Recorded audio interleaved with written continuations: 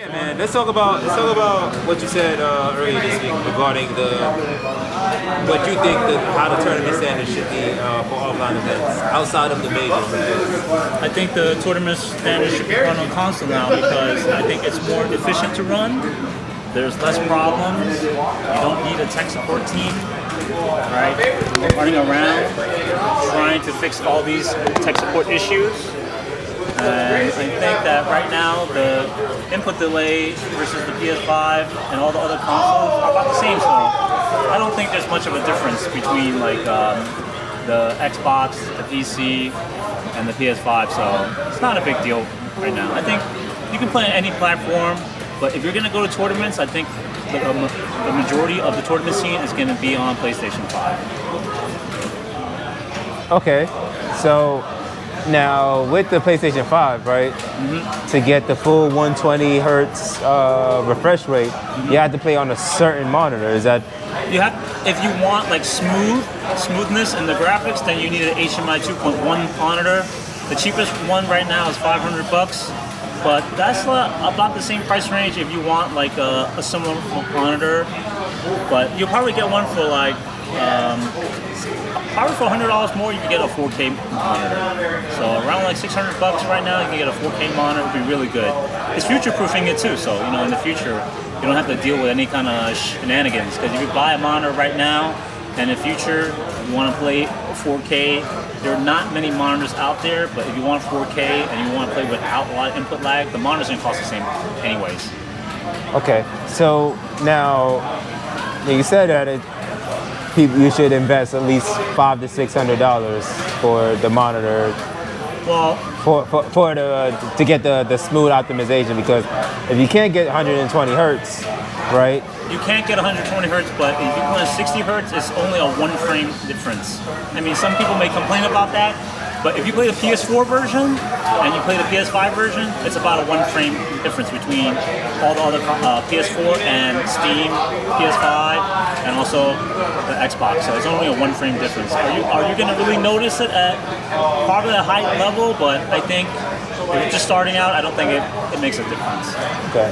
All right. Well, let's hope that we can all come to a middle ground as far I think we will, because it's more efficient for it's more efficient for players to play in something that's standardized instead of trying to guess. This place's PCs, they're not up to par. This place's PCs, they're kind of like works in a different way, because everybody's PC is going to have different kind of settings and stuff. So you have to adapt to those specific settings. And everybody's gonna want to touch the PC to adjust stuff. They're gonna do whatever it takes. So at the end of the day, I think PlayStation is a good choice to go, because a lot of CEOs in the community are going with a PS5 standard also. So I don't want to say PC is not the future, but right now it's not. I think we still have a couple more years to go probably. I think probably another like 3 or 4 years before we phase out, or the next generation of games, not the current ones that are coming out soon. Okay. You've in the past, for the majority of 2022, you were trying PCs for most of your events, right? Yeah, we were trying them out. We had them for about like almost 8 months, and I like PCs, don't get me wrong, but I don't think they have their place in time, because even if you optimize it to a certain point where it's really great, has the lowest input latency, the issue with me is that right now we have a lot of controller issues, right, with the PC, because anybody thinks they can bring any controller to use if you say PC, so that's a big issue. So just to let people know, not every controller works on PC, and not every controller will have that kind of optimization where your controller won't have input delay. So that's a big difference. Despite having a converter? Despite even having the Wingman or any kind of converter, for PC it's going to be a big issue because of how the ports work on the PC. So right. It's not guaranteed plug and play, because on Steam it recognizes first and second player differently. Okay. So whoever plugs in the hub first or presses the keyboard will become player one.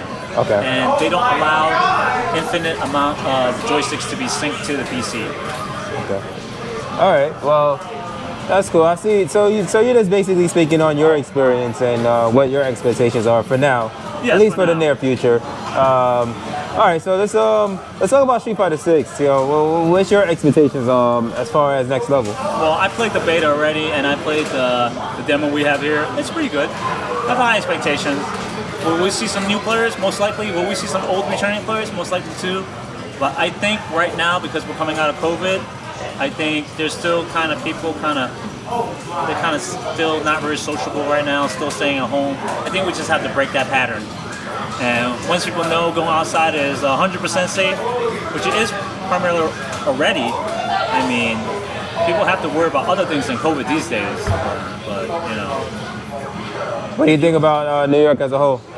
Well, New York as a whole is kind of right now, I think, in kind of a process of healing and recovering, you know, because still a lot of people left the city. They're working from home. I would say like a large percentage of people still working at home, so or they're working somewhere else besides New York now because the rent is too damn high, and it still is. I don't know why, but you know, you think people leaving would drop the rent, but it's only people doubling down and saying, nah, you're gonna come back. But I think that's gonna change, and I think part of the community will come back. Probably, if not this year, hopefully 2024, because I think that after people have established themselves and people learn a lot more in Street Fighter 5, they'll have a lot more interest to play it, you know, they'll be hyped to play it.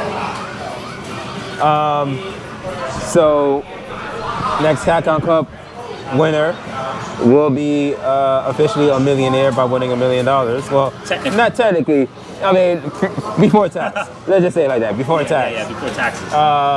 So they should hold. Would you prefer to be somebody from New York?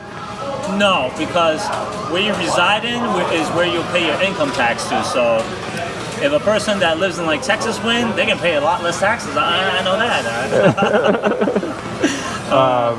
I mean, but if they live in I feel like Texas, a lot of people. I feel like a lot of people's gonna play.